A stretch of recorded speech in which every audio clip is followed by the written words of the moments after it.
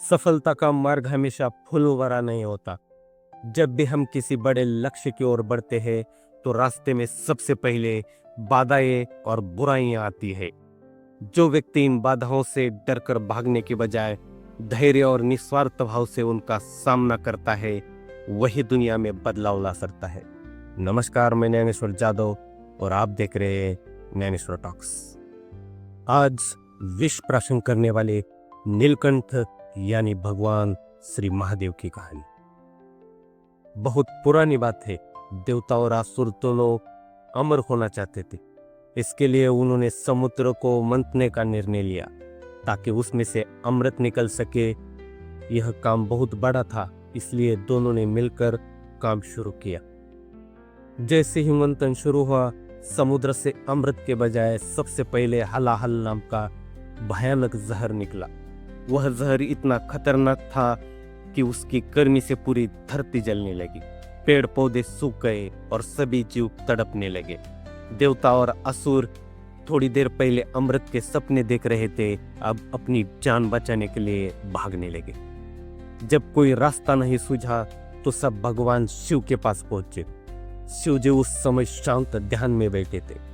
देवताओं ने रोते हुए कहा, प्रभु हमें बचाइए, यह जहर सबको खत्म कर देगा। शिव जी ने देखा कि संसार संकट में है। उन्होंने बिना किसी स्वार्थ के निर्णय लिया कि वे स्वयं उस जहर को पी लेंगे ताकि सृष्टि बच सके।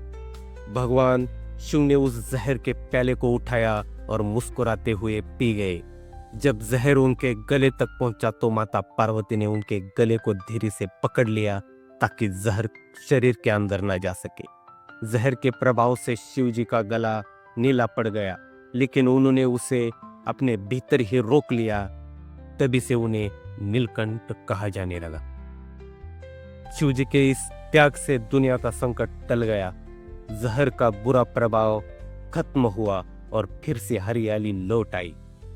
इसके बाद समुद्र से अमृत निकला और देवताओं ने उसे प्राप्त किया। यह कहानी हमें जीवन के 3 बड़े सबक देती है। 1, शिव जी चाहते तो जहर पीने से मना कर सकते थे, लेकिन उन्होंने पूरी दुनिया की रक्षा की जिम्मेदारी उठाई। सच्चा लीडर वही है जो संकट के समय सबसे आगे खड़ा। 2, शिव जी ने जहर पिया लेकिन उसे पेट में नहीं उतारा।